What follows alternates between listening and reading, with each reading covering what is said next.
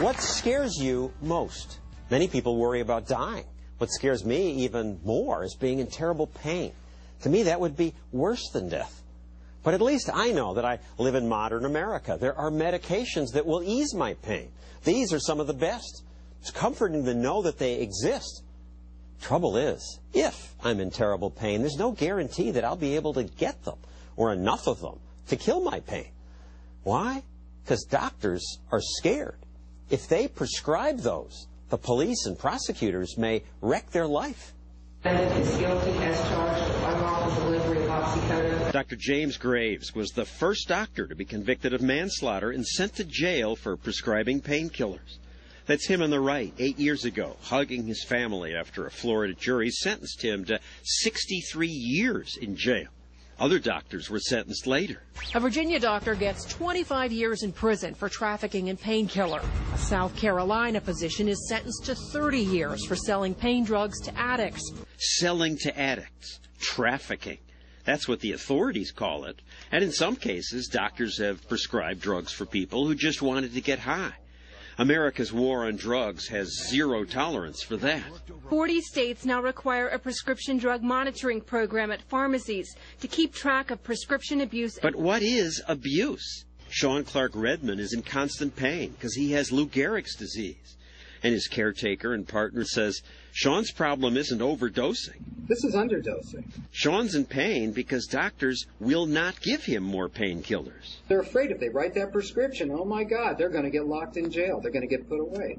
The harder they clamp down, the harder it is for me to live with this disease. When he doesn't have the medication, it's hell. One study found more than half the people with severe chronic pain do not get adequate pain relief.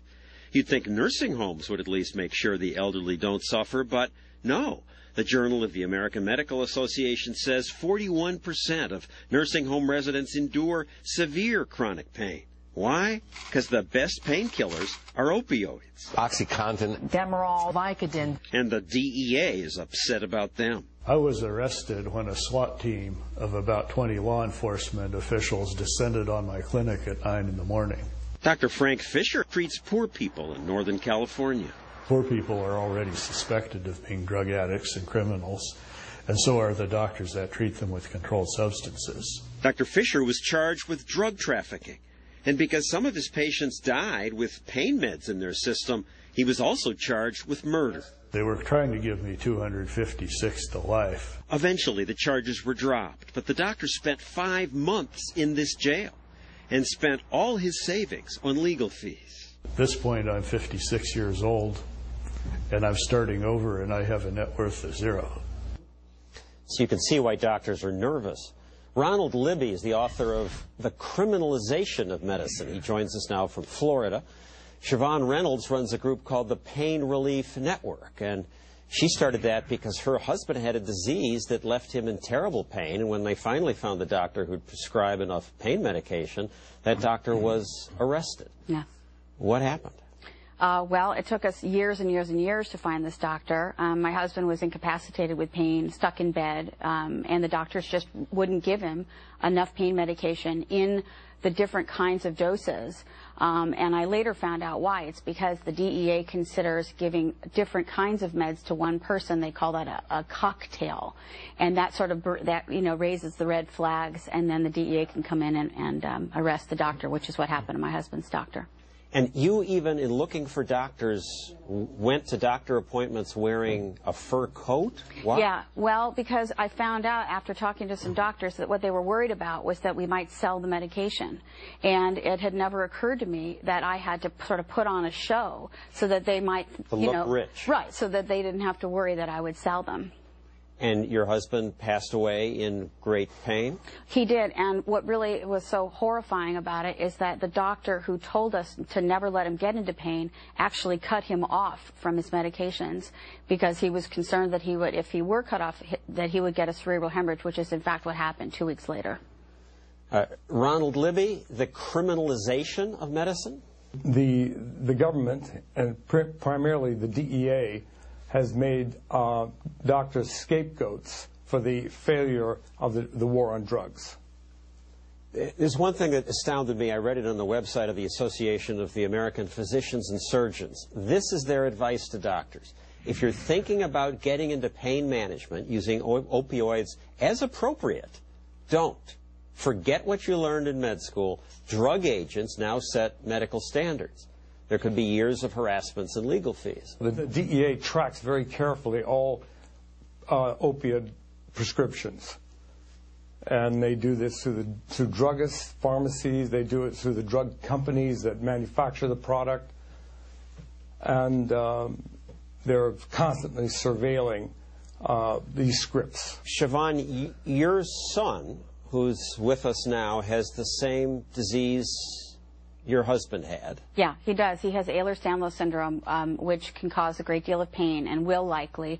And it also, again, it gives him insufficient strength in his arteries and in his veins. So he has to keep his pain under control in order to survive. So, Ronan, are you worried about this? I'm more than worried. I'm terrified. I know it's imminent. I couldn't not be in agony in my later years if things keep up the way they are. And your fear is that the DEA will continue to crack down on these things and you just won't get the pain relief. They've set a pattern of doing so.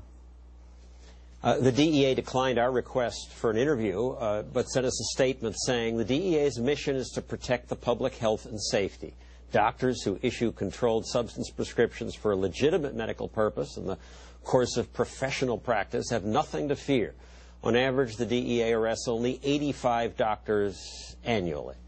Their statement's much longer. If you want to read it, you can go to johnstossel.com. But what's your reaction to that? They've been saying that for years, and it's not true. What they do is they take doctors who were being physicians, they bring them into federal court, they make them look guilty in the media ahead of time, and because they put out that statement, people assume, well, they must have done something wrong because the DEA says they're only arresting bad guys. Well, maybe they are. I mean, some of these doctors are selling to people who are just using them for recreational use. Undoubtedly, that's true. It's got to be true. Unfortunately, I've been at over 20 trials across the United States, and I haven't seen it one time.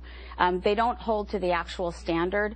They end up defining what the practice of medicine is by putting up their own expert who basically says whatever it is that the government wants to say. So they sort of implant that idea in the jury's mind that the guy's a criminal because he didn't do it the way the government wanted. Usually the DEA goes after doctors, but sometimes they go after the patient. Here's one sick man who was sent to prison. The Florida Clemency Board voted unanimously to release Pay from his 25-year sentence for drug trafficking today. On this day, Richard Pay was finally released from jail. He served 3 years, but then the governor pardoned him.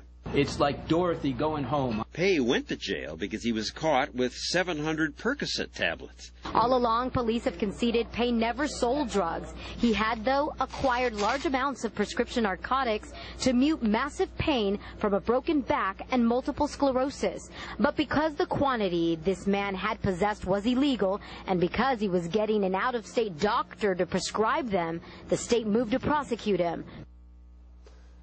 Ron, some people have committed suicide because they were in such pain and they just couldn't get the medications? Yes, that's not uncommon. And the few physicians who are willing to write script and provide adequate treatment for the pain are overwhelmed by patients coming from all over the country. And, of course, that's a red flag for the DEA. Siobhan, you make the point that these new forfeiture rules encourage the drug agents to grab doctors. Why? The forfeiture laws make it so that any number of ways, any number of agencies, police agencies, from the local all the way up to the feds, end up being able to seize all of the doctor's assets. So that if you are a doctor who's popular and you make a good living, you can forget about it. They're going to come and take everything away. And they'll take the money before you're actually in trial so that you can't even hire an attorney. That's what they do. And the local sheriff will get more money from a doctor than from your random... Yeah, from some street corner drug dealer or something like that. So the doctors are easy pickings and profitable. All bad news if you want pain relief. Next, something else the DEA doesn't like. Montel Williams is here to tell us about it.